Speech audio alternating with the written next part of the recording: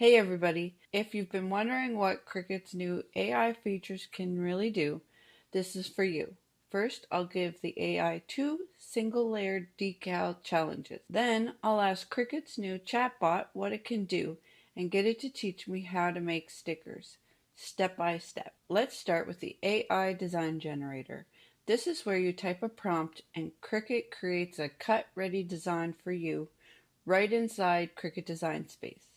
Create a farm-style single-layer black design of a rooster standing on a weather vane with the text "Rise and Shine" in a rustic farmhouse font.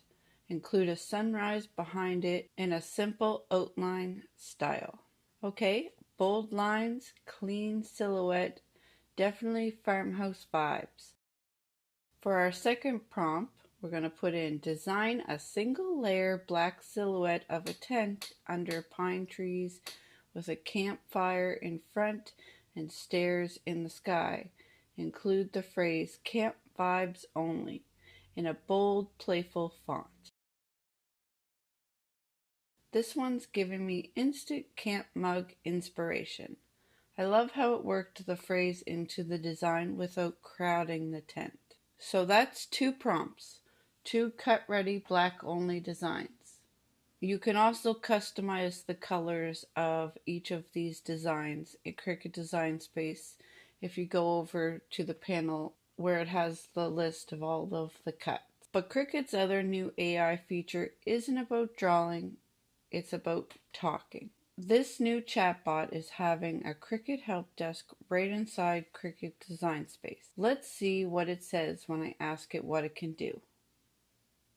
Pretty handy. Now let's see how it handles a tutorial request.